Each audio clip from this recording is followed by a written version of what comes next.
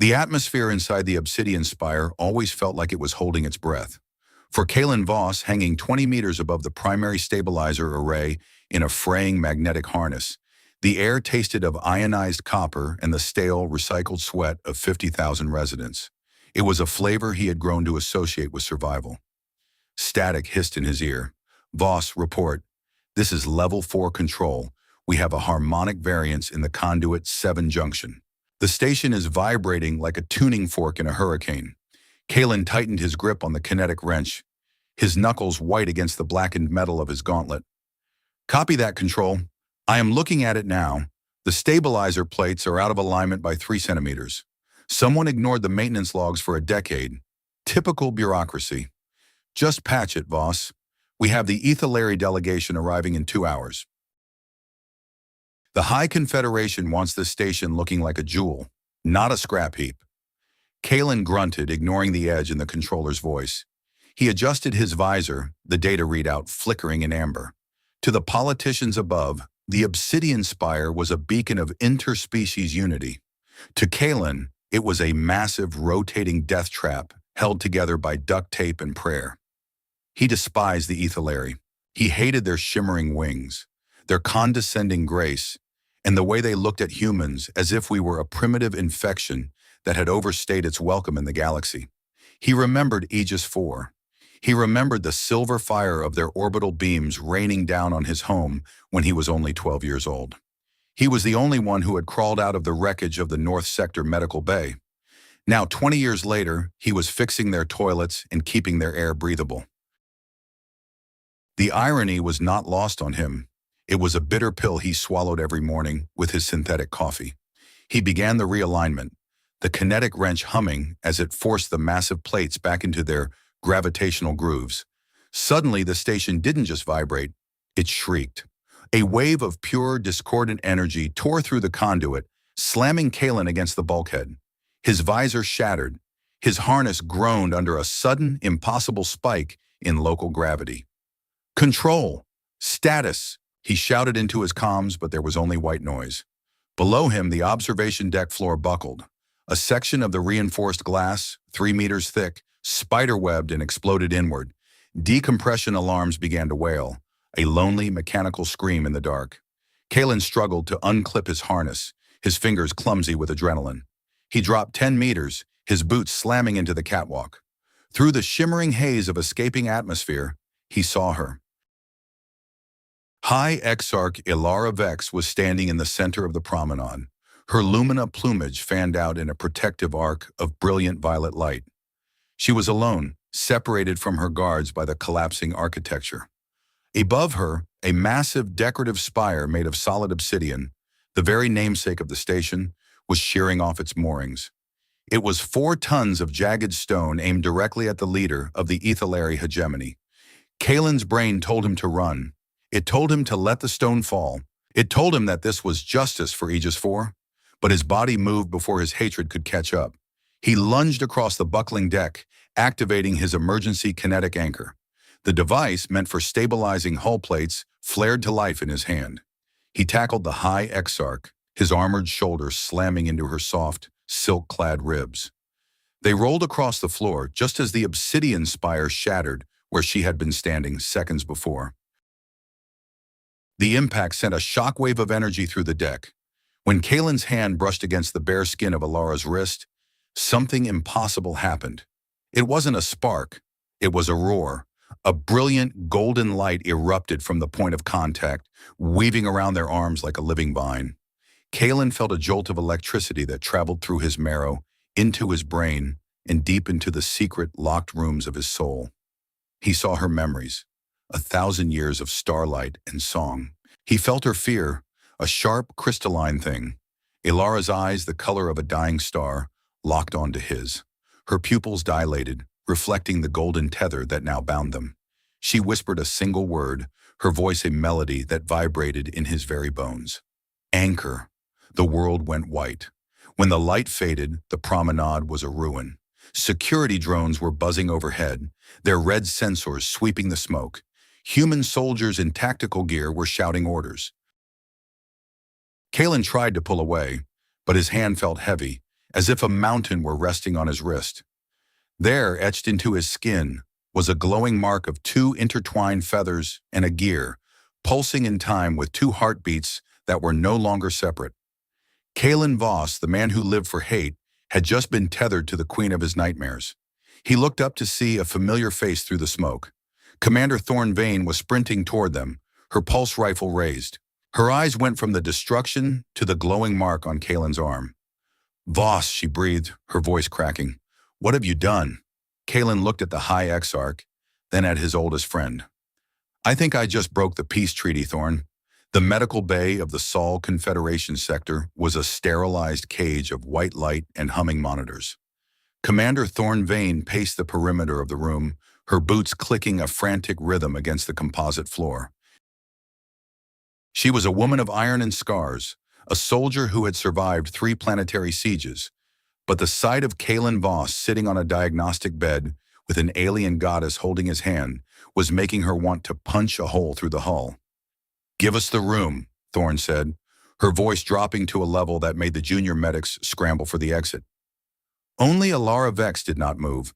She sat on a hovering stool, her violet wings folded tightly against her back, her fingers still entwined with Kaelen's.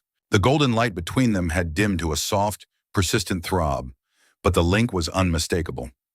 "I cannot leave him, Commander," Elara said, her tone regal despite the dust on her robes. "The harmonic tether is not a suggestion. If I move more than 5 meters away, his nervous system will begin to resonate with the station's structural frequency. He will literally vibrate apart." Kaelen looked at Thorn, his face pale and etched with exhaustion. "She's not joking, Thorn. I tried to go to the bathroom. I got as far as the door and felt like my teeth were going to explode." Thorn stopped pacing and leaned over the bed, her face inches from Kaelen's. "You realize what this is? This isn't just a technical glitch. The Ethelary High Priests are already calling for your head. They say you've desecrated the High-Exarch. And the Sol High Command? They think you're a spy who used an illegal biohack to kidnap their primary diplomatic asset." "I didn't do anything." Kaelen snapped, his voice echoing in the small room. "I was fixing a conduit. A spire fell. I grabbed her." "That's it." "It is not that simple," Elara interjected, her eyes searching Kaelen's face with a frightening intensity. "The tether only activates between compatible frequencies.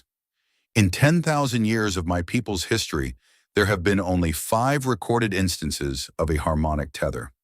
Never with a human. You possess a resonance, Kaelen Voss, that matches the ancient song of my bloodline." Kaelen felt a cold shiver. "I don't have a song. I have a wrench and a bad attitude." Thorn grabbed a data slate from the side table and shoved it into Kaelen's free hand. "While you two were busy becoming soulmates, my team did a sweep of the explosion site. It wasn't an accident. The Obsidian Spire didn't just fall. Its magnetic moorings were overridden by a high-level override code." Kaelen scrolled through the data, his eyes narrowing as he recognized the syntax of the code. This isn't possible." "What?" Thorn asked. "This code structure," Kaelen whispered, his thumb trembling on the screen. "It's the same one I saw in the logs at Aegis 4, 20 years ago." The room went silent. The hum of the life support seemed to grow louder, more oppressive. "Aegis 4 was an Ethelary military operation," Thorn said slowly, her gaze shifting to Elara. "No," Elara said, her voice sharp with sudden realization. "It was reported as an orbital malfunction caused by atmospheric instability. My predecessor signed the reports, but the military executed the sweep." "It wasn't a malfunction," Kaelen growled, his grip on Elara's hand tightening involuntarily. She winced, but did not pull away. The defense grid was turned off from the inside. Someone wanted that colony gone. And they're here, on the Spire, doing it again. The door to the medical bay hissed open. Admiral Harlan of the Sol Confederation stepped in, flanked by 4 armored guards. He was a man with a face like a wrinkled map and eyes that had seen too many funerals. "Commander Vane," the Admiral said, his voice like grinding gravel. "Step away from the prisoner." "He's not a prisoner, Admiral," Thorn said, her hand moving instinctively toward her holstered sidearm. "He's a Confederation citizen and a hero." "He is a complication we cannot afford," Harlan replied. The hegemony has demanded that the High-Exarch be returned to their sector immediately.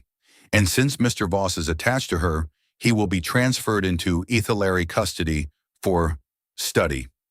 Study? Thorn stepped in front of the bed, her jaw set. You mean dissection? I know how the Ethelary treat anomalies. It is the only way to preserve the peace, Admiral Harlan said, ignoring her. The treaty is on a knife's edge. If we don't hand him over, the hegemony will consider this an act of war. 5 light years from here, an Ethelary battle fleet is already spinning up its jump drives. Kaelen looked at the Admiral, then at Thorn.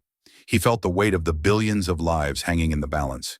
He looked at Elara, whose expression was a mask of unreadable stone. I'll go, Kaelen said. No! Thorn shouted. Kaelen stood up, pulling Elara with him.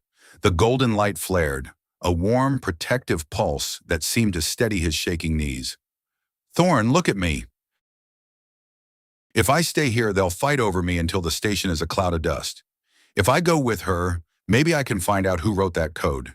He leaned in close to Thorn, his voice a whisper that only she could hear. You're the only one I trust to watch my back from the outside.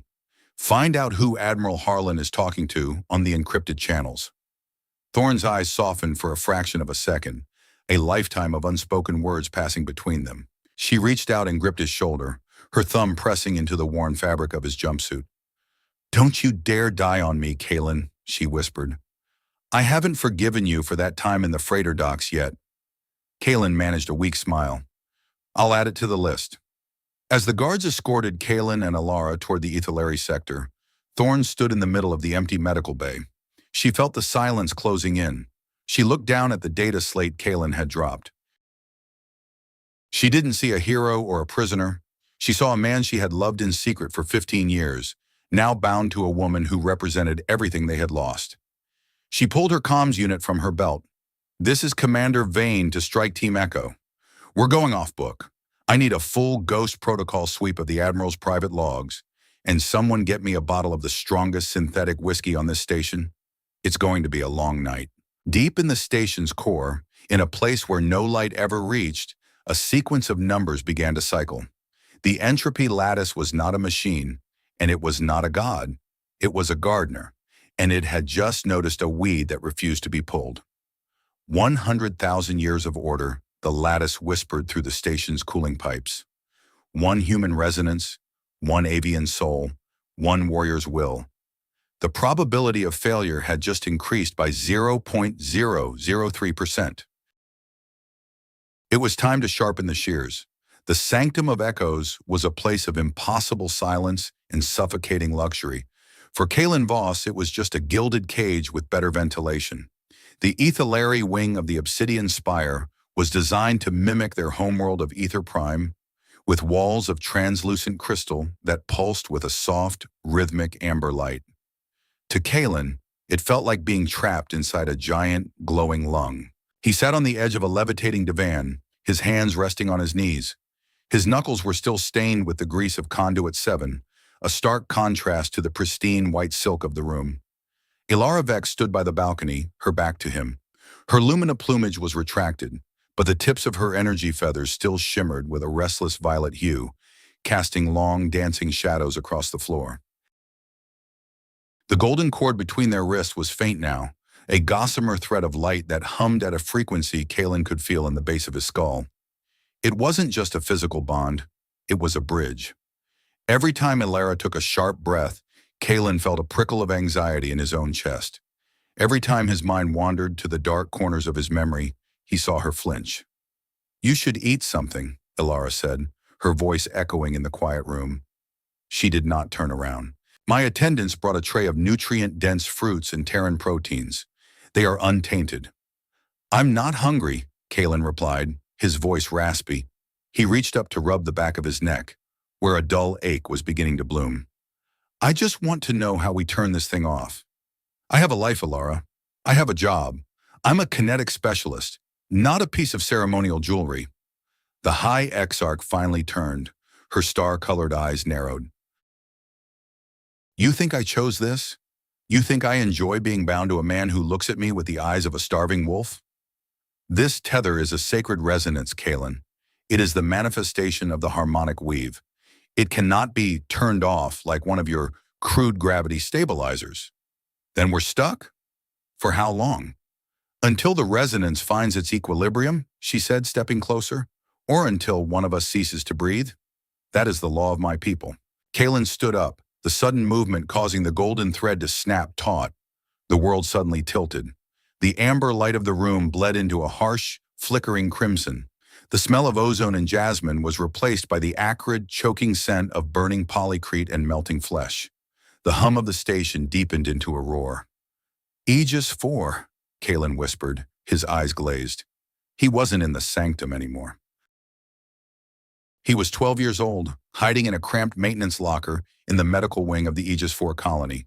He could hear the screams of the dying outside, a chorus of terror that was being systematically silenced by the rhythmic thud of ethylary shock troops. Kaelen, stay quiet, his mother's voice whispered in his mind. She was pressing a blood-stained hand against his mouth, her eyes wide with a fear he had never seen before. Her other hand was frantically typing a sequence into a handheld terminal. The defense grid, Kaelen. It didn't fail. It was told to sleep. A crash.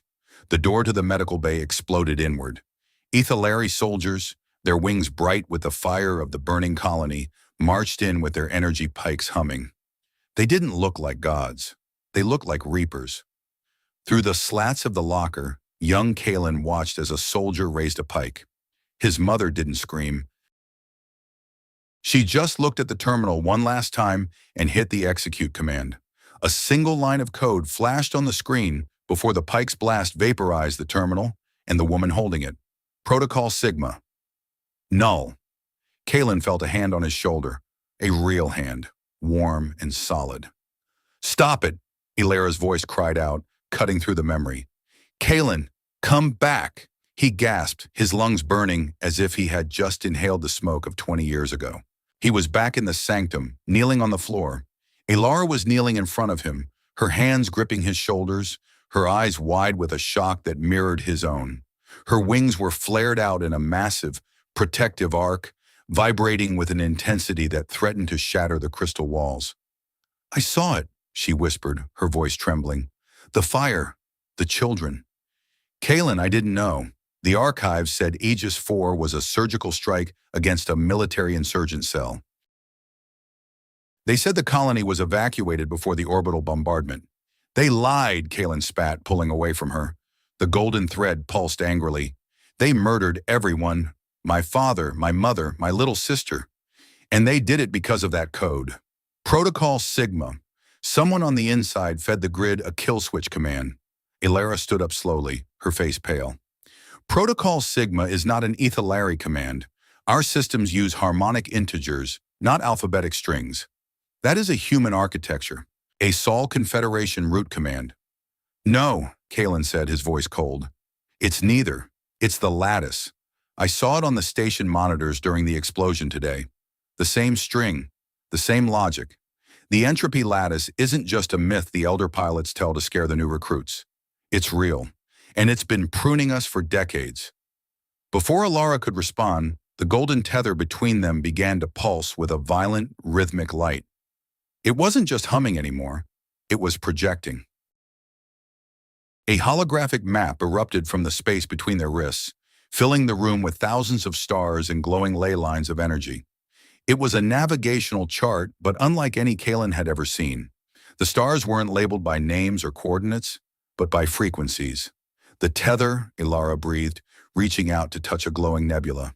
It isn't just a bond, it's a key. It's reacting to the lattice code in your memory. It's showing us where the gardener lives. The map shifted, zooming in on a void sector far beyond the edges of known space. A single dark star sat at the center, surrounded by a complex web of crystalline structures that looked like a spider's web made of frozen light. The source, Kaelen said, the realization hitting him like a physical blow. That's where the lattice originates. And according to this, the Obsidian Spire isn't just a diplomatic station, it's a relay. A giant antenna designed to broadcast the pruning commands to every colony in the sector. The gravity in the room suddenly fluctuated. The amber light died, replaced by a strobing emergency red. The station's AI voice, usually so calm and feminine, distorted into a deep mechanical growl. Unauthorized access detected. Harmonic variance exceeds safety parameters. Initiating stabilization protocol. The crystal walls of the sanctum began to ripple. The luxury of the room was melting away, revealing the cold, jagged obsidian beneath. "We have to move," Elara said, her imperial mask snapping back into place. "My guards will be here in seconds, and they won't be coming to protect us. If the lattice has compromised the station's command structure, then every Ethelary and human on this ship is now an unwitting soldier in its cleanup crew." Kaelen looked at the golden thread on his wrist. He was terrified. He was a survivor of a massacre that had haunted his dreams for 20 years, and now he was expected to walk back into the fire. He wanted to run. He wanted to hide in a maintenance locker and wait for the world to end. But he looked at Elara, and for the first time he didn't see an Empress or an alien. He saw a woman who had just been forced to realize her entire life was built on a foundation of lies. "You have a plan?" Kaelen asked, his voice steadying. "I have a ship," she replied, her wings snapping back with a sharp metallic sound, "and I have the High-Exarch override codes, but I need a kinetic specialist who knows the station's guts better than the AI does." Kaelen gripped her hand, the golden light flaring with a new determined heat. "Then let's move. We have a gardener to kill." The two of them ran toward the balcony just as the heavy doors of the sanctum were blasted inward by a squad of Ethelary guards, their eyes glowing with a cold, artificial red light that was not their own. The peace was over. The pruning had begun. The Gilded Cage was a popular dive bar on the lowest residential level of the Obsidian Spire, a place where the air was thick with the smell of cheap synthetic ale and the desperate hopes of the station's underclass. Commander Thorn Vane stood in the shadows of a corner booth, her gaze fixed on the entrance. Her arm was in a medical sling, the pain of the plasma burn a constant, throbbing reminder of the price of loyalty. She was dressed in civilian clothes, a worn leather jacket and grease-stained trousers, but she still carried herself with the lethal grace of a predator. She didn't like being off-book. She didn't like sneaking around her own station like a common void jockey.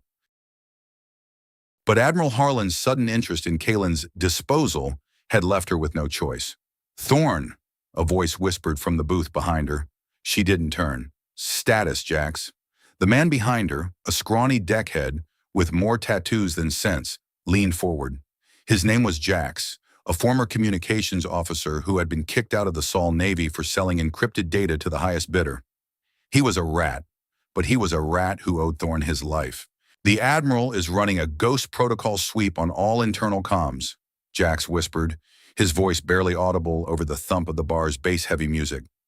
"He's looking for you, Commander, and he's not looking to give you a medal.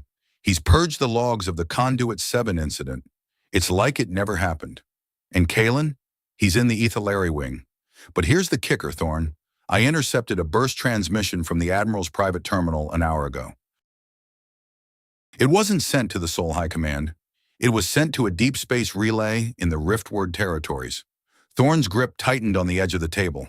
The Riftward territories were a graveyard of dead stars and pirate outposts. Who was the recipient? "I couldn't crack the encryption," Jack said, his voice trembling slightly. "But the header, it was Protocol Sigma." "Thorn, that's an old Black Ops code from the pre-treaty days. It shouldn't exist anymore." Thorn felt a cold stone of dread settle in her stomach. Protocol Sigma was the ghost story of the Confederation. It was the rumored scorched earth policy that had turned Aegis 4 into a tomb.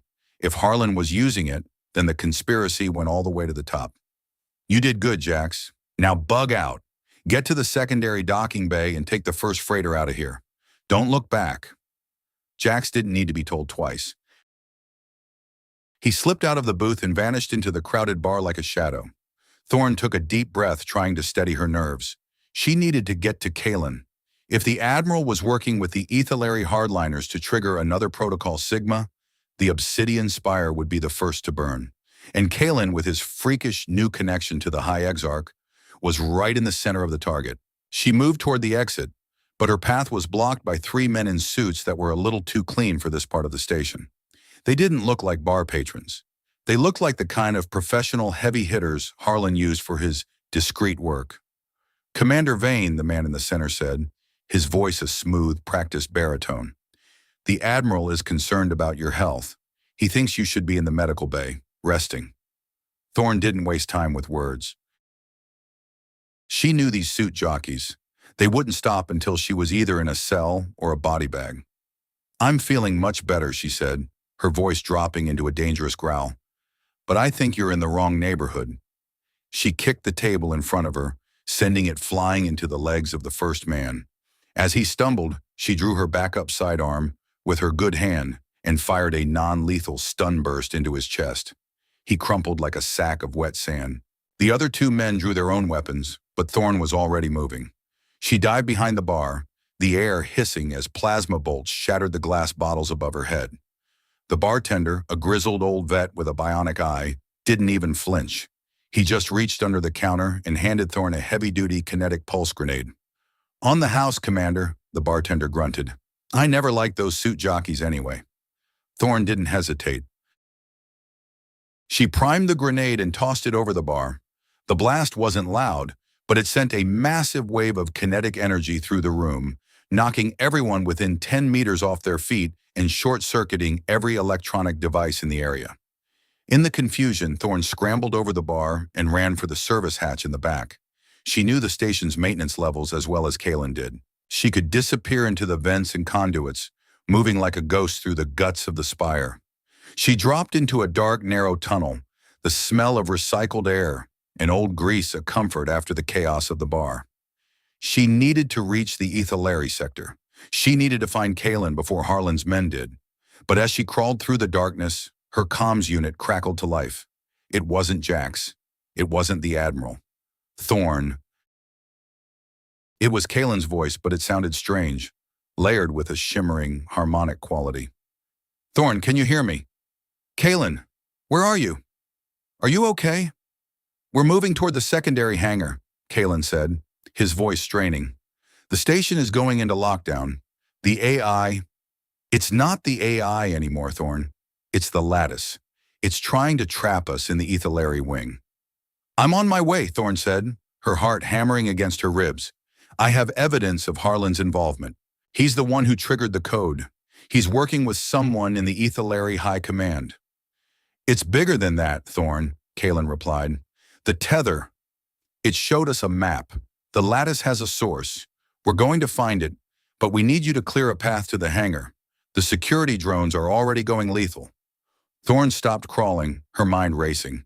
She was a commander of the Sol Confederation. Her duty was to her people, to her station. But as she looked down at the scar on her palm, the one she had gotten 10 years ago when she had pulled Kaelen out of a malfunctioning freighter core, she knew that duty was a flexible thing. Family wasn't about the blood you shared or the flag you served. It was about the people who stayed when the world was falling apart. It was about the choice to protect the one person who made the void feel a little less empty. I'll be there, Kaelen, Thorne said, her voice firm. I'll meet you at Hangar Bay 12. And Kaelen? Yeah? If you get killed by an alien Empress before I get a chance to yell at you, I will find a way to bring you back just to shoot you myself. Kaelen's laugh, weak but genuine, echoed in her ear. Understood, Commander. See you at the finish line. Thorne cut the comms and began to move with a renewed, desperate speed. She had 24 minutes before the station's primary blast doors sealed the sectors. She had 3 kilometers of hostile maintenance tunnels to navigate, and she had an army of security drones standing between her and the only family she had left. She reached into her jacket and pulled out a small, worn photograph. It was a picture of her and Kaelen at their graduation from the academy. He looked so young, so full of a stubborn, annoying hope. She had spent 15 years trying to protect that hope, even when he had tried his best to drown it in bitterness. She wouldn't stop now. The Obsidian Spire groaned as the internal gravity began to shift, a sign that the Lattice was rearranging the station's architecture to suit its needs. But Thorne Vane didn't care about the station's needs. She didn't care about the Admiral's plans or the Ethelary's sacred traditions. She was a soldier of the Sol Confederation, and she was going to save her friend. She reached a junction and kicked open a ventilation grate, dropping into a wide, well-lit corridor. In front of her stood a line of 6 security drones, their sensors glowing with that ominous, artificial red. Target identified, Commander Thorn Vane. The drones chimed in unison. Status, rogue. Termination protocol authorized. Thorn raised her sidearm, a fierce, reckless grin spreading across her face. Rogue, she whispered. I've been rogue since the day I met Kaelen Voss. You scrap heaps want to dance? Let's dance. She sprinted toward the drones, her boots thundering on the deck, a single human will standing against the cold, perfect logic of a god. The pruning was underway, but the weeds were fighting back. Above them, the station's primary sensors tracked her movement, reporting the anomaly to the Entropy Lattice. The probability of failure shifted again, moving from 0.003% to 0.004%. It was a small change. But in the world of the Lattice, a small change was a catastrophe. The battle for the Obsidian Spire had begun, and the outcome would be written in blood, light, and the stubborn, irrational choices of three broken people who refused to play their parts in the grand equation. Kaelen and Elara, running through the crystal halls of the Ethylari wing, could feel Thorn's struggle through the tether. Her fear, her determination, her fierce love for Kaelen, it flowed through the golden bond like a river of fire. She's here, Kaelen panted, his hand gripped tight in Elara's. She's fighting. Then we cannot fail her, Elara replied, her wings glowing with a brilliance that illuminated the dark corridors. We are the triad, Kaelen, whether the universe likes it or not. The golden thread between them flared, brighter than any star, as they plunged into the heart of the storm. The pruning shears were sharp, but the anchor was heavy, the key was turning, and the fail-safe was already in position. The Obsidian Spire trembled as the first of the hangar bay doors began to hiss shut. Time was running out, and the galaxy's most unwilling diplomatic incident was about to become its only hope for survival. Thorn fired her last stun burst, the drone in front of her exploding in a shower of sparks. She was bleeding from a shrapnel wound in her side, her breath coming in ragged gasps, but she could see the hangar bay doors at the end of the hall, and she could see Kaelen. Move, she screamed, her voice echoing through the chaos. Move! The three of them converged on the hangar bay just as the blast doors reached the final 10 centimeters of their closure. Kaelen threw himself through the gap, pulling Elara with him.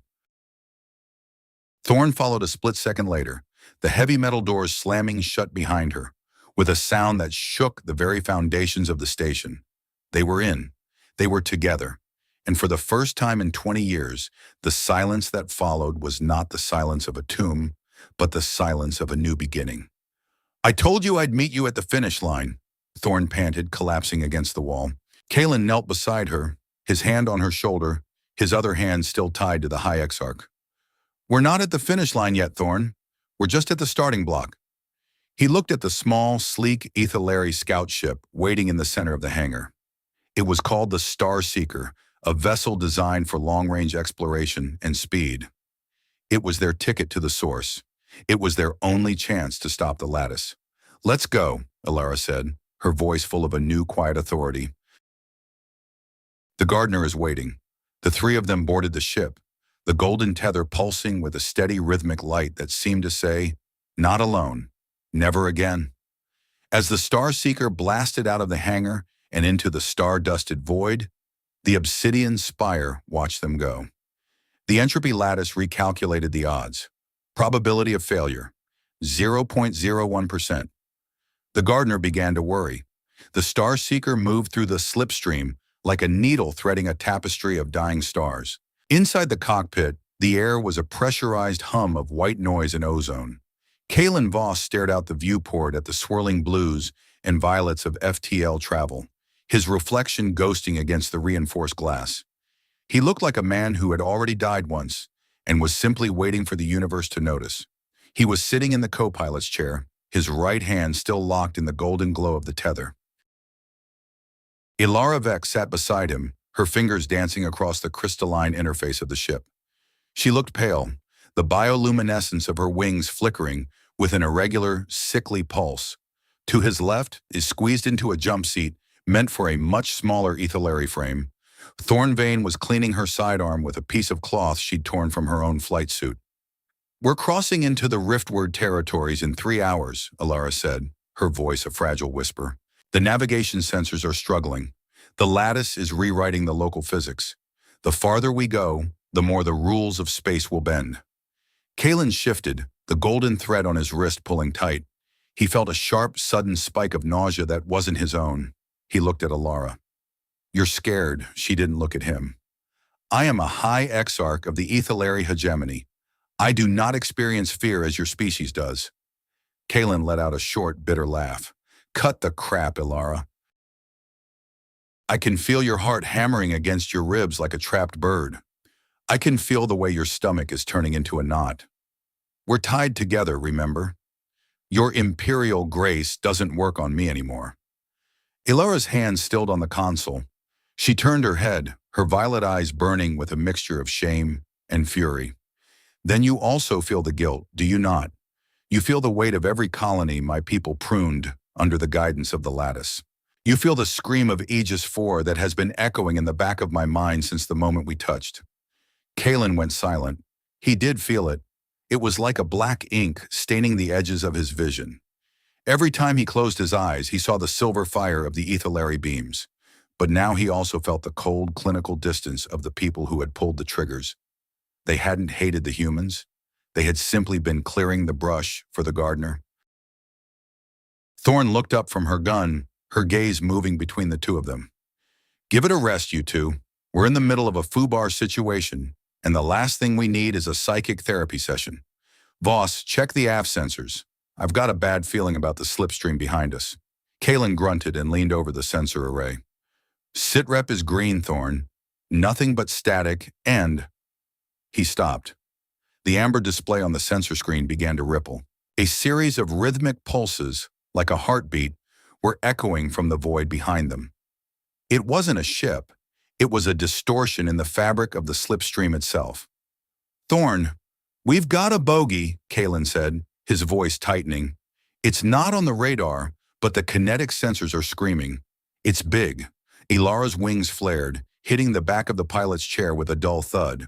It is a void stalker, a biological interceptor grown by the lattice. It does not fly. It ripples through the code of space. It is looking for the anchor. We can't outrun that thing in a scout ship, Thorn said, slamming a fresh power cell into her rifle. Voss, can you use that gearhead magic of yours to mask our signature? Kaelen looked at his marked wrist. I don't know, Thorn. I'm a plumber, not a wizard. I fix pipes and gravity plates. I don't know how to hide a ship in a dimension I don't even understand. The ship suddenly buckled as if it had hit a solid wall. The internal gravity failed for a split second, sending Thorn floating toward the ceiling before the stabilizers kicked back in and slammed her back into the seat. An alarm began to wail, a deep, booming sound that felt like it was coming from inside their own skulls. The tether erupted in a blinding surge of golden light. Kaelen felt a wave of pure, unfiltered terror wash over him. Not his, not Elara's, but the station's. He could hear the Obsidian Spire screaming as the lattice began to dismantle its primary reactors. Kaelen! Elara gasped, her hand gripping his so hard her claws drew blood. You have to open the link. You have to be the anchor. If you don't ground our frequency, the stalker will pull our atoms apart. I can't, Kaelen yelled, his eyes shut tight. If I open the link, I have to let all of it in. The hate, the fire, the things your people did. I can't live through that again. The ship groaned, the hull plates beginning to shiver. A high-pitched whine began to rise, vibrating through the floorboards. Outside the viewport, a massive, crystalline shape began to materialize out of the slipstream. It looked like a jagged shard of obsidian, 400 meters long, with thousands of spindly, twitching legs made of frozen energy. It was a gardener's tool, and they were the weed. Thorn unbuckled her harness and crawled toward the cockpit, her face set in a grim mask of determination. Kaelen, listen to me. She grabbed his face with her good hand, forcing him to look at her. I know you're scared. I'm scared. We're all about to be turned into space dust. But you're Kaelen Voss. You survived the medical bay on Aegis 4 when the world was literally melting around you. You didn't survive that just to die in a tin can 300 light years from home. I'm tired of surviving, Thorn, Kaelen whispered, his voice breaking. Then stop surviving and start fighting, Thorn roared. Use the hate, use the rage, use whatever you have to, but don't let this scrap heap of a god take us down. Kaelen looked at Thorn, then at Elara. He saw the Empress of the Ethelari, the woman he had spent his life loathing, and he saw the fear in her eyes. It was a human fear. It was a survivor's fear. He realized then that courage wasn't about the absence of that fear. It was about what you did when the fear was so heavy it felt like it would crush your ribs. It was about making a choice when the math said you were already dead. Okay, Kaelen said, his voice dropping into a low, dangerous growl. Elara, give me everything. Don't hold back the song. Let it all in. Elara nodded, her wings glowing with a sudden, desperate brilliance. She closed her eyes and began to sing, a low, melodic hum that vibrated through the tether and into Kaelen's marrow. Kaelen didn't fight it this time. He opened the gates. The agony was instantaneous. It was the heat of 1,000 suns. It was the cold of the deepest void. He saw the fall of the Kuruk Empire. He saw the pruning of a dozen civilizations he had never heard of. He saw the lattice's cold mathematical certainty that life was a flaw to be corrected. But beneath the noise he found the frequency, the anchor. He reached out with his mind, grabbing the ship's kinetic stabilizers. He didn't just align them, he rewrote them. He took the golden light of the tether and wrapped it around the Starseeker like a shroud. He tuned the ship to the exact frequency of the Void Stalker, making them invisible to its predatory logic. We are not here, Kaelen thought, his consciousness expanding until he could feel the individual molecules of the ship's hull. We are a rounding error. We are a ghost in the machine. The crystalline monster outside paused. Its spindly legs twitched, its sensors sweeping the area where the Starseeker should have been. It stayed there for an eternity, 6 seconds of absolute terrifying silence, and then, with a ripple of space-time, it vanished back into the slipstream. The golden light faded. Kaelen collapsed forward, his head hitting the console. The alarm stopped. The ship returned to its steady, pressurized hum. Thorn let out a breath she seemed to have been holding for 10 years. Holy hell, Voss. You actually did it. You ghosted us. Elara was slumped in her chair, her wings limp, her breathing ragged. She looked at Kaelen, her eyes full of a new, profound awe. You didn't just mask us, she whispered. You commanded the slipstream. You spoke to the lattice, and it obeyed. Kaelen didn't look up. He was staring at his hands. They were shaking. The golden mark on his wrist was no longer just a tattoo. It was part of him. He could still feel the lattice out there, a vast, cold presence waiting for them at the end of the line. I didn't command it, Kaelen said, his voice hollow. I just lied to it, and now it knows we're coming. He looked out the viewport. The slipstream was thinning. Ahead of them, the riftward territories were opening up, a graveyard of shattered planets and dark stars. And in the center of the void, a single massive crystalline structure was waiting. The source. We have 2 hours until we reach the perimeter, Elara said, her imperial voice returning, though it was still fragile. We should prepare. The source is not just a computer, Kaelen. It is a memory. Kaelen looked at Thorn. She was already checking her rifle, her face set in that familiar, stubborn grimace. She didn't need a song or a tether. She just needed a target. Let's go find the gardener, Kaelen said. I've got a few things I want to say to him. The source was a nightmare of geometry.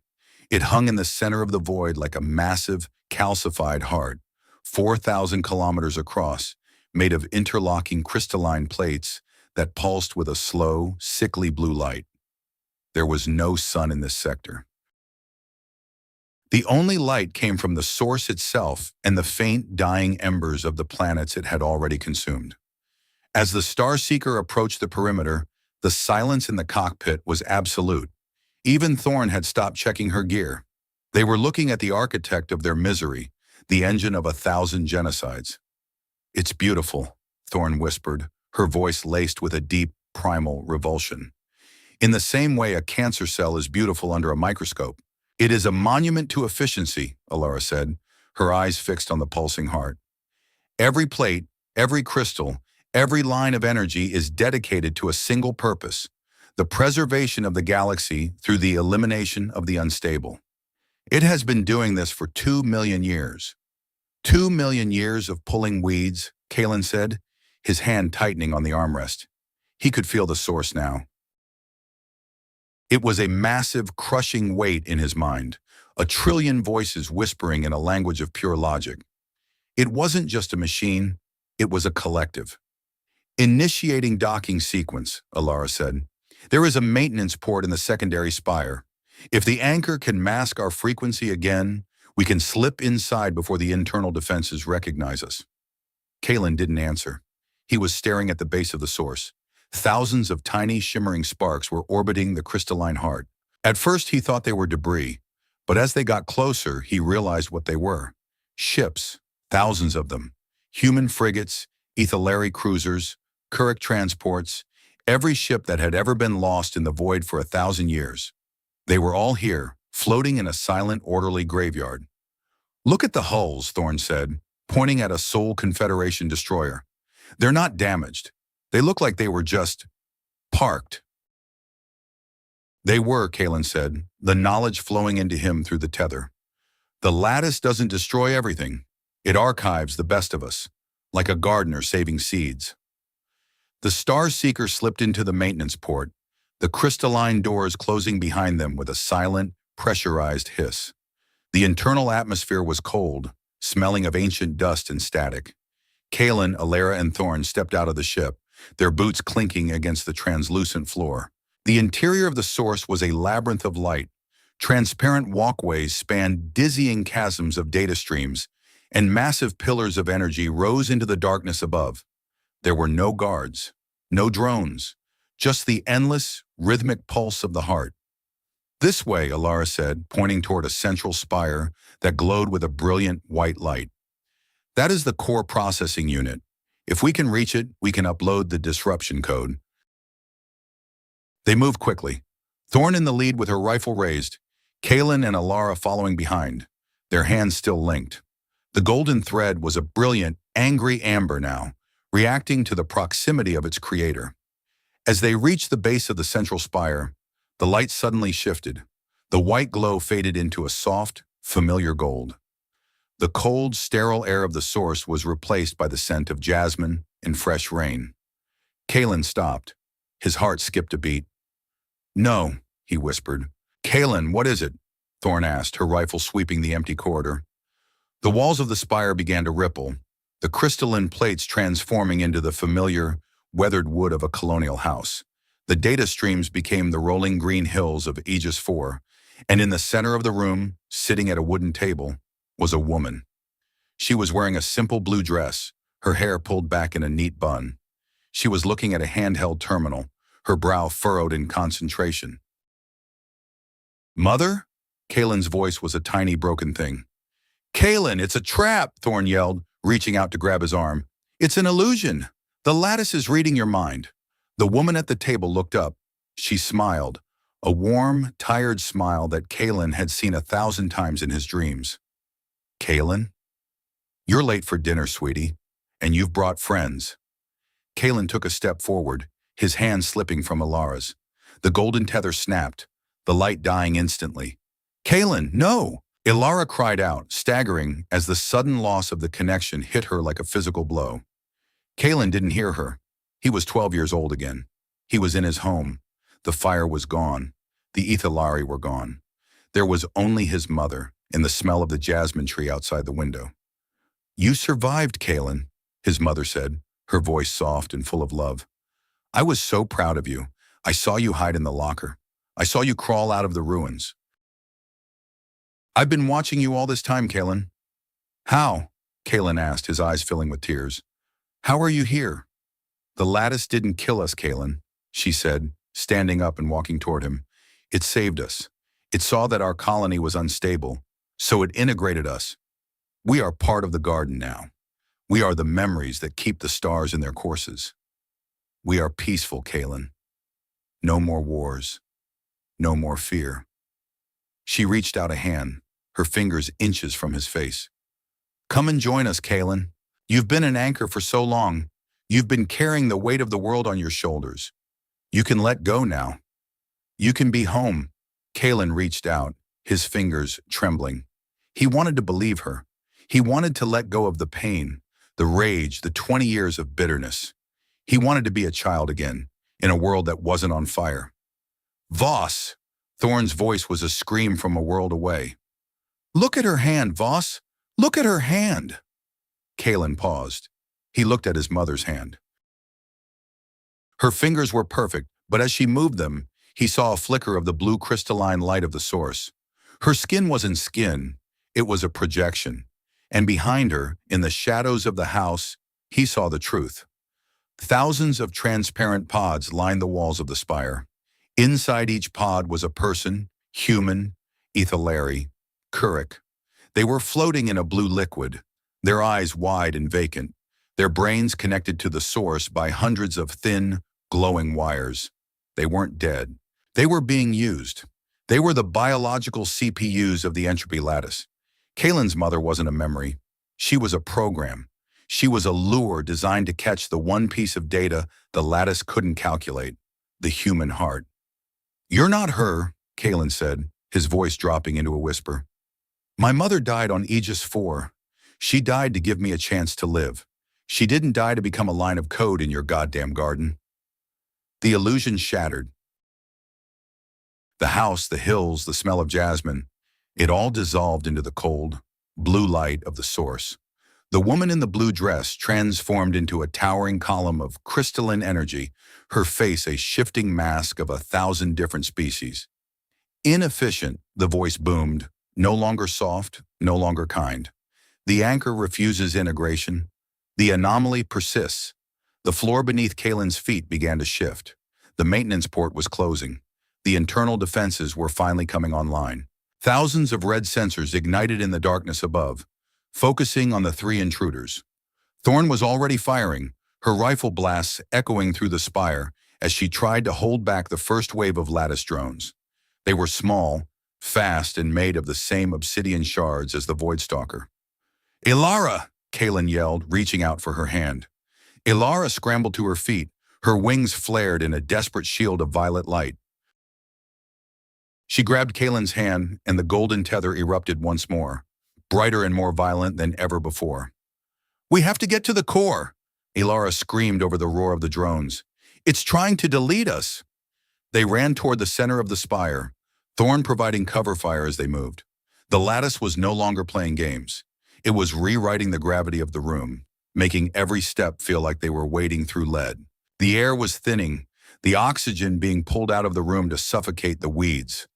They reached the central console, a massive crystalline altar that pulsed with the light of the source's heart. Upload the code, Kaelen yelled, slamming his hand onto the interface. Elara's fingers flew across the crystal. It's blocked. The lattice is counter-coding faster than I can input. It knows our frequency. Then we change the frequency, Kaelen shouted. He looked at Thorn, who was down to her last power cell, her back against the console as she fended off the drones.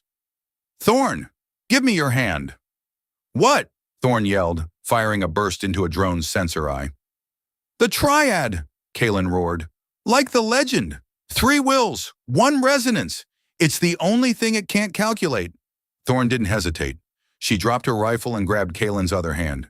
The effect was like a supernova. The golden light of the tether didn't just glow. It exploded. It consumed the room, the spire, the source. Kaelen felt the three of them merge, Elara's ancient power, Thorn's unbending human will, and his own resonance. They were no longer 3 people. They were a single radiant entity. They weren't an anchor anymore. They were a virus. Kaelen reached into the heart of the source, not with a wrench, but with his soul. He didn't try to shut it down. He didn't try to kill it. He did what he had done in the slipstream. He lied to it. He took the 20 years of pain, the memory of his mother's sacrifice and the love he had for the woman who had saved his life, and he projected it into the core.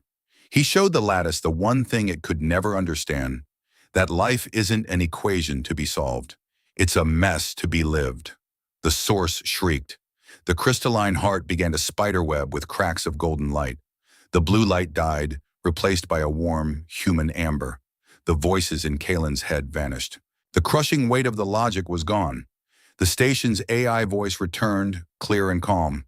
Directive changed. Pruning protocol, disabled. New directive, observe. Kaelen, Elara, and Thorn were thrown back as the energy surge reached its peak. They hit the floor, their hands slipping apart. The golden tether was gone, replaced by a faint, permanent mark on each of their wrists. The source was silent. The heartbeat was gone. They lay there in the dark, gasping for air, their bodies broken but their spirits whole.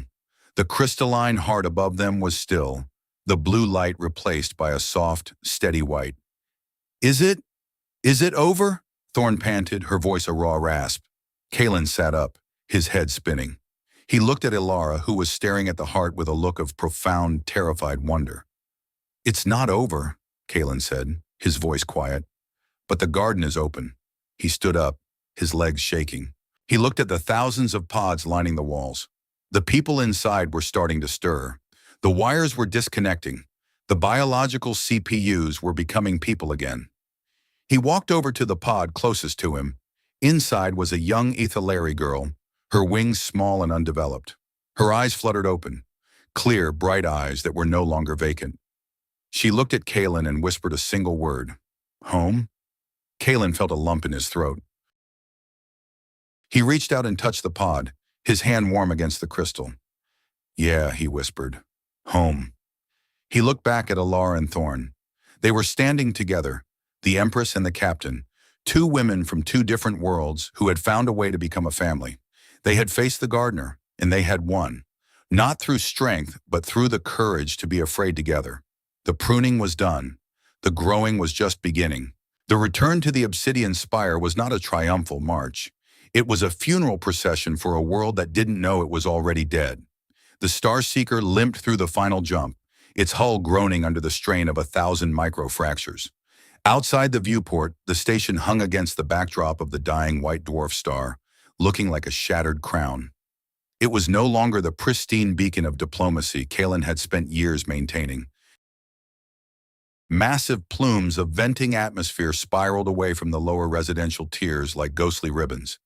The external defense turrets, usually tucked away in silent vigilance, were tracked toward the approaching ship, their muzzles glowing with the blue heat of a precharge. Sit rep, Thorn grunted, her voice cracking with the strain of holding her ribs together. She was slumped in the tactical station, her good hand flying across a screen that was 80% static. The station is under a total blackout, Kaelen said, his fingers dancing across the kinetic sensors. He didn't need the screens as much as he used to. Through the mark on his wrist, he could feel the Spire's infrastructure. It was like a sick animal, its pulse irregular, its fever spiking in the reactor core. Admiral Harlan's flagship, the Solstice 6, is docked at the primary spire, along with half the Ethylary border fleet. They've turned the place into a goddamn fortress. They are afraid, Elara added, her voice a low, melodic thrum in the back of Kaelen's mind. The tether was different now. It was no longer a golden leash, it was a shared room. He could feel her sorrow, a deep, ancient well of regret for the lies her people had told. He could also feel Thorn's fierce protective rage, a jagged shard of steel that kept them all anchored. Fear is a bad look on an admiral with a finger on the trigger, Thorn muttered. Voss, we can't just knock on the front door. Those turrets will turn us into slag before we can say peace treaty. I'm not going to the front door, Kaelen said. He looked at the rotating ring of the station. Remember the cherry-scented coolant leak I was fixing in Conduit 7? The service hatch is still bypassed. It's too small for a boarding craft, but if we drop out of the ship in EVA suits and use the kinetic anchors to pull ourselves in, we can bypass the external sensors. EVA? Thorn looked at her mangled arm. In this state, you're asking for a one-way trip to the void, Kaelen. It's the only way, Thorn, Kaelen said, his eyes meeting hers. He felt her fear, not for herself, but for him. It was a warm, heavy weight in his chest. You taught me how to jump a gap in a vacuum when I was 16. You said the secret was not looking down at the stars, but looking at the finish line. Thorn let out a breath that was half laugh, half sob. I should have taught you how to stay home and bake bread instead. Fine, let's do it. But if I drift, don't you dare come after me. You have a god to talk to. They moved to the tiny airlock of the Starseeker. The process was mechanical, a ritual of survival. Suit seals hissing, oxygen scrubbers humming, the weight of the helmets. Elara, whose wings could not fit inside a standard human suit, had to fold them into a specialized energy compression harness. She looked diminished, a fallen angel in a plastic shell. Ready? Kaelen asked, his hand hovering over the manual release. In his head, he felt a sudden, sharp surge of unity. Elara's grace and Thorn's grit merged into a single, defiant note. Ready, they said in unison. The airlock opened, and the universe rushed in. The silence of space was always the loudest part. There was no sound of the station, no roar of engines, only the rhythmic, thumping beat of Kaelen's own heart and the crackle of the shared comms. They launched themselves into the void, 3 tiny specks of life against the cold black geometry of the spire. Kaelen led the way, using his kinetic anchor to reel them toward the service hatch. It was a terrifying dance. Every few seconds, the station's scanning beams swept the sector, and they had to go perfectly still, mimicking the movement of space debris. We're drifting too far to the left, Thorn's voice crackled. Her thruster pack was sparking, the internal battery damaged. Kaelen, the tether is fraying. Kaelen didn't look back. He couldn't. He focused on the tiny dark rectangle of the service hatch 300 meters ahead. He felt the cold reaching through his suit, the shadow of the white dwarf star swallowing them. Courage isn't the absence of fear, Kaelen. His mother's voice, the real one, echoed in his memory. It's what you do when the dark is screaming at you. He reached out with his mind, not to the station, but to the other 2. He didn't just pull on the physical tether, he pulled on their wills. He shared his warmth with Elara. He shared his focus with Thorn. We are one, he whispered into the comms. Hold on. They slammed into the side of the station with a bone-jarring impact. Kaelen's boots found the magnetic plate, and he scrambled for the manual override of the hatch. It was jammed with ice and frozen coolant, the very leak he had been sent to fix days ago. Come on, you piece of junk, Kaelen hissed, jamming his kinetic wrench into the seal. Work for me one last time. The hatch groaned and slid open. They tumbled inside, the atmospheric pressure rushing back in with a deafening roar. They lay on the floor of the conduit, gasping for air that tasted of recycled regret and ozone. We're in, Thorn panted, unlatching her helmet. Her face was pale, sweat matting her hair to her forehead. But the station feels wrong. Kaelen stood up, the mark on his wrist pulsing a violent, strobing red. It's Harlan. He's bypassed the core safety protocols. He's trying to force the lattice to reboot under his command. But the lattice isn't a machine you can just restart. It's a collective of memories. He's not rebooting it, he's torturing it. The lights in the conduit flickered and died. In the darkness, the red eyes of a dozen security drones ignited. They were hanging from the ceiling like mechanical bats, their energy pikes humming. Target identified, the station's voice chirped, but it was layered with a dozen different, screaming tones. Rogue anchor, rogue exarch, rogue failsafe, initiation of final pruning in 5 minutes. 5 minutes? Thorn growled, grabbing her rifle. That's not enough time to reach the bridge. Then we don't go to the bridge, Kaelen said, his eyes glowing with the amber light of the tether. We go to the heart. Conduit 7 leads directly to the primary reactor junction. If Harlan wants to talk to a god, we'll give him the whole choir. They began to run, the drones diving from the ceiling. Thorn stayed behind at every junction, her rifle barks echoing through the tunnels as she held the line. She was the shield, the unbending steel that allowed Kaelen and Elara to move deeper into the guts of the station. Go, Thorn yelled, her voice disappearing behind a wall of fire and sparks. Don't look back, Voss. Just do the job. Kaelen and Elara reached the reactor junction, a massive, cylindrical room filled with swirling white-blue energy. In the center, standing on a suspended walkway, was Admiral Harlan. He was surrounded by a dozen technicians, all of them wearing neural link headgear that looked like crowns of thorns. "Admiral," Kaelen's voice echoed over the roar of the reactor. "Shut it down! You're going to tear the station apart!" Harlan turned, his face illuminated by the flickering energy. He didn't look like a villain. He looked like a man who was drowning in his own logic. "Mr. Voss, you're late. I was beginning to think the void had finally claimed you." "I've seen the source, Admiral," Kaelen said, stepping onto the walkway. "I know about the deal. I know about Aegis 4. Harlan's expression didn't change. "Then you know it was necessary. The galaxy was a mess of competing interests and inefficient wars. The Lattice offered us a way to balance the equation. A few colonies for 1,000 years of stability? That's a trade any commander would make." "It wasn't a trade, Admiral," Elara said, her wings unfurling in the brilliant light of the core. "It was a surrender. You didn't balance the equation. You became a variable in someone else's math." "Enough!" Harlan shouted, gesturing to the technicians. "The reboot is at 95%. Once the Lattice is back online under sole control, we won't need an anchor. We won't need a treaty. We will have the garden, and we will be the ones who decide which weeds to pull." Kaelen felt the station tremble. The reactor was spiking, the energy becoming too dense for the containment fields to hold. In his head, he felt the Lattice, the millions of souls inside the source, screaming in agony as Harlan's crude code tried to overwrite their identities. He looked at the mark on his wrist. He looked at Elara, whose hand was reaching for his. He had a choice. He could use the tether to blast Harlan off the walkway. He could use the power of the god he had leashed to destroy everyone who had hurt him. He could have his revenge. But he thought of Thorn, fighting alone in the dark tunnels. He thought of the children at the academy who were just beginning to learn how to laugh together. He thought of his mother, who had died not for hate, but for him. Revenge is just another form of pruning, Kaelen thought. It's just another way to say that some lives don't matter. He didn't raise his hand in a fist. He opened his palm. "Elara," he whispered, "give me the song, not the one of war, the one of home." Elara nodded, her eyes filling with tears. She began to sing, a melody that was so quiet it should have been drowned out by the reactor, but it cut through the noise like a silver thread. Kaelen didn't attack Harlan's code. He didn't fight the reboot. He simply opened the door.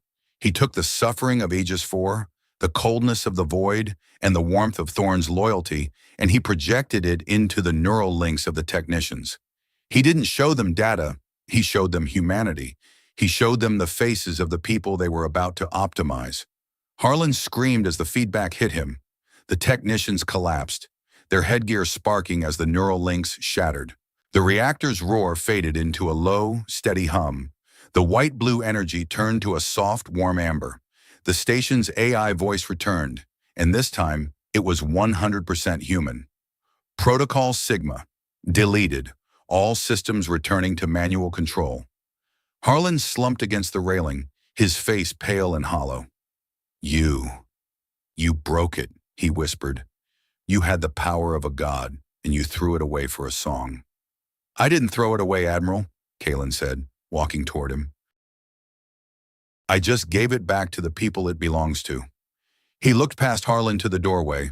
Thorn was standing there, her armor blackened, her rifle smoking, but she was alive. She leaned against the frame, a bloody, triumphant grin on her face. "Nice music, Voss," she panted. "A bit pitchy in the bridge, but I liked the ending." Kaelen walked over to her and pulled her into a hug, ignoring the grease and the blood. He felt the two of them, his family, his triad, and for the first time in 20 years, the air on the Obsidian Spire didn't taste like regret. It tasted like the future. The aftermath of a miracle is often surprisingly tedious. For 3 days, the Obsidian Spire was a hive of frantic activity. The Ethelary border fleet, deprived of their divine commands from the Lattice, had retreated to the edge of the system to await new orders from a high council that was currently being purged of its own collaborators. On the human side, Admiral Harlan and his inner circle were in high-security lockup, their triage philosophy being dismantled by a team of civilian investigators. Kaelen Voss sat in the center of the primary observation lounge, his boots up on a table that probably cost more than his annual salary. He had a cup of real coffee in his hand, dark, bitter, and gloriously mundane. The mark on his wrist was still there, a faint, silver-white glow that felt like a warm pulse against his skin. The tether was quiet now, a soft background hum that told him Elara was in a meeting with the Provisional Council, and Thorn was currently yelling at a supplies sergeant about the quality of the new medical bandages. It was peaceful, it was boring, it was perfect. Voss, a voice barked from the doorway. Kaelen didn't need to look. "Commander," he said, taking a sip of his coffee. "You're late for our nothing-to-do session." Thorn Vane limped into the room, her arm in a new, much sleeker medical brace. She looked like she had slept for 12 hours and then been hit by a freighter, but her eyes were clear. She sat down in the chair opposite him and sighed. "The Admiral is talking," she said. "He's naming names on both sides. It's a mess, Kaelen. Half the high command was on the Lattice's payroll. They thought they were being smart, playing the long game. They didn't realize the gardener was just fattening them up for the harvest." "They were afraid," Kaelen said, looking out at the stars. "Fear makes people do stupid things, Thorn. It makes them build walls and pull triggers and call genocide efficiency." Thorn looked at him, her gaze lingering on the mark on his wrist. "And you? You had the whole garden in your hand. You could have been the new gardener. Why didn't you do it?" Kaelen was silent for a long moment. He thought about the moment in the reactor core, the feeling of absolute terrifying power. He could have rewritten the galaxy. He could have made it perfect. "Because a perfect garden is a dead one," Kaelen finally said. "Nothing grows in a place where the rules never change. My mother didn't want a perfect world, Thorn. She just wanted me to have a chance to make my own mistakes." The door to the lounge slid open, and Elara Vex walked in. She had traded her ceremonial robes for a simple, elegant tunic of deep violet silk. Her wings were relaxed, the energy feathers shimmering with a soft, contented light. "The Council has reached a decision," she said, sitting down between them. "The Obsidian Spire will no longer be a diplomatic station. It will be the first administrative center for the new weave, a joint jurisdiction managed not by the Lattice, but by a committee of those who survived it." "A committee?" Thorn groaned. "Oh, stars. We traded a god for bureaucracy. That's even worse." Elara smiled, a real, genuine smile that reached her eyes. "It is slow, it is inefficient, and it involves a great deal of arguing over coffee. I believe it is exactly what your species excels at, Commander Vane." Kaelen looked at the two of them, the High-Exarch and the Commander, the key and the failsafe. "And what about us?" Kaelen asked. "The triad. The bond is still there."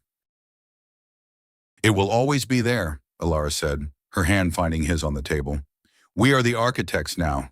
The Lattice is still observing, still managing the infrastructure, but it is waiting for our direction. We have a responsibility, Kaelen, to show it what it means to be alive." Kaelen felt the warmth of her hand and the steady grounding presence of Thorn beside him. He realized that his transformation wasn't about the power he had gained. It was about the anger he had let go. He wasn't the survivor of Aegis 4 anymore. He was the builder of whatever came next. The transformation was painful. It meant waking up every day and choosing to trust the people who had once been his enemies. It meant accepting that Thorn would always be the one to tell him when he was being an idiot, and Elara would always be the one to remind him that he was more than a plumber. It was a family, a strange, broken, interspecies family that had just saved the galaxy. "I have a request," Kaelen said, looking at the two of them. "Anything," Elara said. "Name it, Voss," Thorn added. "I want to go back to Conduit 7, Kaelen said. Thorn blinked. "Why?" "We just fixed that place." "I never finished the alignment," Kaelen said, a small, mischievous grin spreading across his face. "And there's still a cherry-scented leak that's driving the diplomatic housing sector crazy. If we're going to run a galaxy, we might as well make sure the air doesn't smell like synthetic lubricant." Thorn let out a bark of laughter. "You're a disaster, Voss. A total, unmitigated disaster." "Exactly," Kaelen said. They stood up together, three people bound by blood, light, and a stubborn refusal to be pruned. They walked out of the lounge and into the bustling corridors of the station. The Obsidian Spire was alive. Not with the cold logic of a machine, but with the chaotic, messy, beautiful noise of thousands of people trying to find a way to live together. Kaelen Voss, the man who had lived for hate, walked into the light of the white dwarf star. He was afraid of the future. He was afraid of the responsibility. He was afraid of the love he felt for the two women walking beside him. But he didn't stop walking. Courage isn't the absence of fear, he thought. It's what you do when the dark is screaming. He reached for the kinetic wrench at his belt and started to whistle. The hum of the Obsidian Spire had changed. It was no longer the jagged, frantic vibration of a station under siege, nor was it the cold, clinical purr of the Entropy Lattice's logic.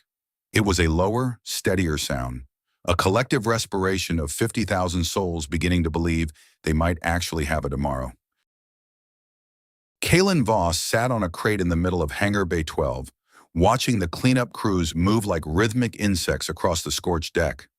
His right hand felt heavy, the mark on his wrist pulsing with a soft, persistent warmth that had become as natural to him as his own heartbeat. Beside him, Thorn Vane was leaning against a stack of cargo containers, her new medical brace whirring as she tested the range of motion in her fingers. "Sitrep is boring, Voss," Thorn said, her voice raspy but devoid of the jagged edge it had carried for 15 years. "The Soul High Command is playing a game of musical chairs. Everyone's trying to find a seat that isn't covered in Harlan's blood. They've retired 34 officers in 48 hours. Most of them are just glad they weren't the ones in the neural links when you pulled the plug." Kaelen didn't look up from the kinetic wrench he was cleaning. He had spent the last 6 hours taking apart a damaged drone, purely for the tactile satisfaction of feeling the gears align. "And the ethylary?" "Quiet," Thorn replied, spitting a piece of synthetic gum into a nearby recycler. "Elara's got the High Council on a short leash. She told them if anyone mentions pruning or efficiency in a meeting, she'll personally disconnect their wing harnesses. Those bird brains are terrified. They spent 2 millennia thinking they were the gardener's chosen ones, only to find out they were just the fancy shears." Kaelen finally set the wrench down.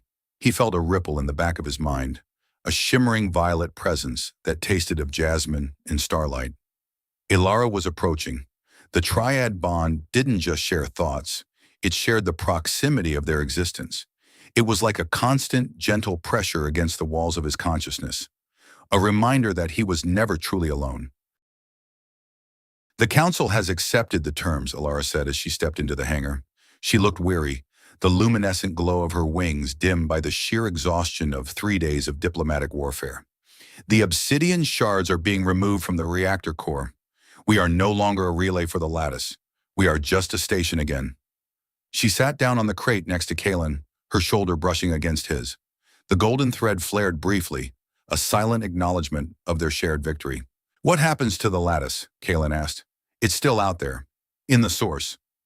"It is waiting," Elara whispered. "It is a machine that has been told its logic is flawed. It is observing us, Kaelen. It is watching the way you fix a pipe, the way Thorn protects a civilian, the way we argue over coffee. It is learning a new way to calculate the value of a life." Thorn grunted, pushing off the cargo container. "Great. So we have a god-sized toddler watching our every move." "No pressure there, right? I'm going to go yell at the quartermaster about the rations. If I have to eat another block of strawberry-flavored soy protein, I'm going to start a war myself." She walked away, her stride purposeful and strong, but Kaelen felt the flicker of her affection for them, a fierce, protective warmth that lingered in the air long after she was gone. "She loves you, you know," Elara said, her eyes fixed on the distant stars beyond the hangar shield. "I know," Kaelen replied. "And I love her. Not the way the stories say, not the way I think I'm supposed to. She's the person who didn't let me drown when I was 12. That's a different kind of bond than a tether." "Family is a choice," Elara said softly. "My people have forgotten that. We thought it was all about bloodlines and resonance frequencies. But you humans, you choose your kin. You find them in the wreckage of colonies and in the dark of maintenance tunnels." Kaelen looked at the mark on his wrist. For 20 years, he had defined himself by what he had lost. He was the boy from Aegis 4. He was the survivor of a massacre. He was a man made of scars and bitterness. But in the reactor core, when the dark had been screaming at him, he hadn't reached for his revenge. He had reached for Thorn's hand. He had reached for Elara's song. He realized then that his mother hadn't died just to make him a survivor. She had died to give him the chance to choose who he would become, and he had chosen to be the one who opens the door, not the one who locks it. "I'm still scared," Kaelen admitted, the words feeling heavy in his throat. "I'm scared that the lattice will change its mind. I'm scared that the Peace Council will fail. I'm scared that I'm not enough to be an anchor." Elara turned to him, her violet eyes shining with a deep, ancient wisdom. "Courage is not the absence of that fear, Kaelen.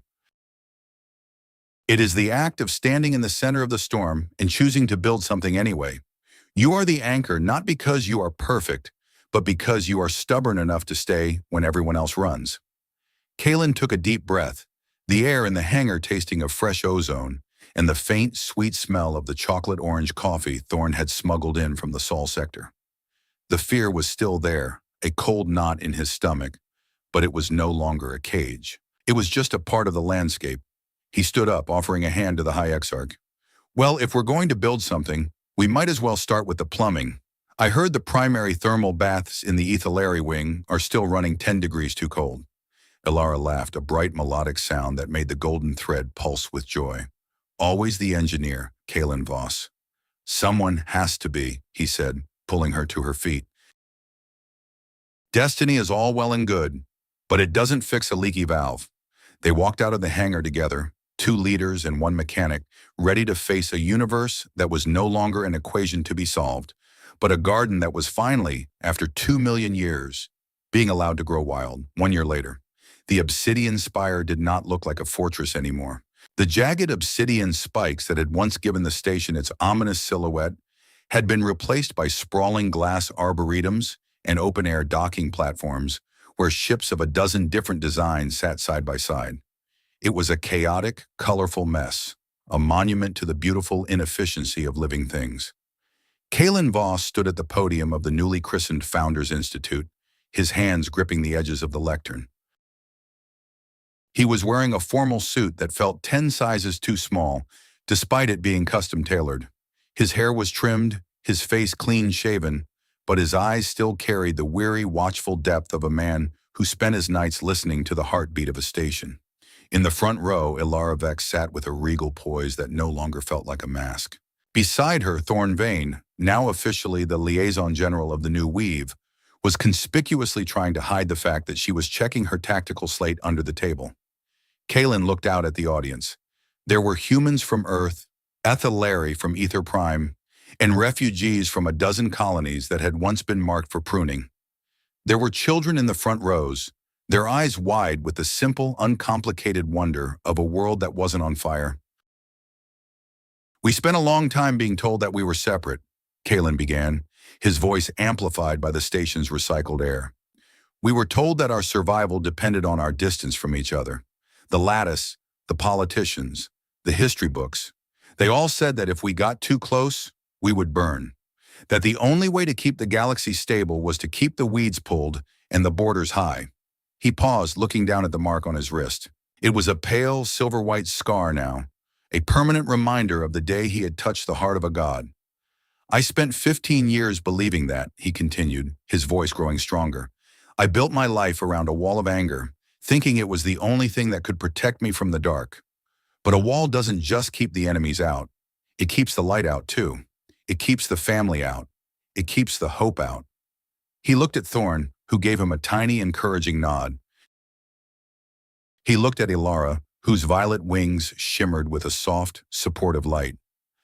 "The Entropy Lattice didn't fail because it was weak," Kaelen said. "It failed because it was lonely.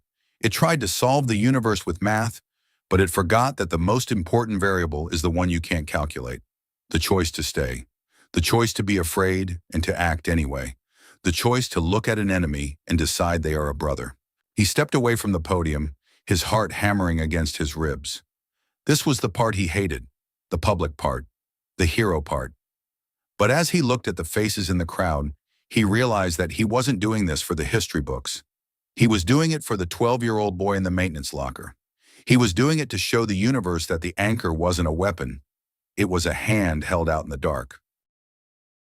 After the ceremony, the three of them stood on the primary observation deck, watching the white dwarf star dip below the horizon of the station's rim. The sky was a bruised purple, stitched with the silver threads of 1,000 departing ships. "You did good, Voss," Thorn said, handing him a glass of real, non-synthetic wine. "A bit long on the metaphors, but you didn't faint. I'd call that a win." "I hated every second of it," Kaelen admitted, taking a long sip of the wine. It tasted of earth and sun and things that grew in the dirt. "The things we do for peace," Elara sighed, leaning her head on Kaelen's shoulder. "I have 27 requests for new trade agreements on my slate. Half of them want to know if the anchor can personally inspect their docking clamps. You've become quite the celebrity among the merchant guilds, Kaelen." "I'm just an engineer," Kaelen muttered, but there was no bitterness in the words. He looked out at the starfield. He could still feel the lattice, a vast, silent presence in the deep background of the universe. It was no longer a gardener. It was a librarian recording the messy, vibrant history of the new weave. It was no longer pruning. It was archiving the growth. Kaelen felt a sudden, profound sense of stillness. For the first time in his life, he wasn't running from the past, and he wasn't bracing for the future. He was just here, in the light, with the people he had chosen. He looked at the mark on his wrist and then at the faces of his family. "I spent 20 years thinking that my scars were my identity. I thought that the fire of Aegis 4 had burned away everything that made me human, leaving behind only the survival instinct and a wrench. I was so afraid of being hurt again that I turned my heart into a bunker, reinforced with bitterness and lead-lined against hope. I thought that courage was being the toughest man in the room, the one who didn't need anyone, the one who could survive the void alone. But I was wrong. Courage isn't the armor we wear to keep the world out. It's the strength it takes to take the armor off. It's the terrifying, irrational decision to trust another person with your broken pieces. It's looking at a god and saying, no, we're not an equation. We're a mess, and we're going to be a mess together. I used to fix things because I couldn't fix my own life. Now I fix things because they are worth keeping. I've realized that we don't save the world by being perfect. We save it by being brave enough to be flawed, brave enough to be vulnerable, and brave enough to love the people who make us realize that we were never actually alone in the dark. The void isn't empty. It's just waiting for us to turn on the lights." Kaelen turned to the viewport, the reflection of the station's new gardens shimmering in the glass. He felt the dual thrum of Thorn and Elara in his mind, a constant, comforting harmony.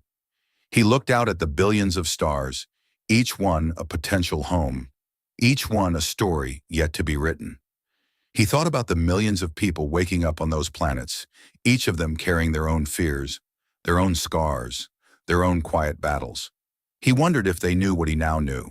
"I spent most of my life letting my fear decide who I was and what I could do," Kaelen whispered, his voice barely audible over the hum of the station. "I used it as a shield until I realized it had become my cage.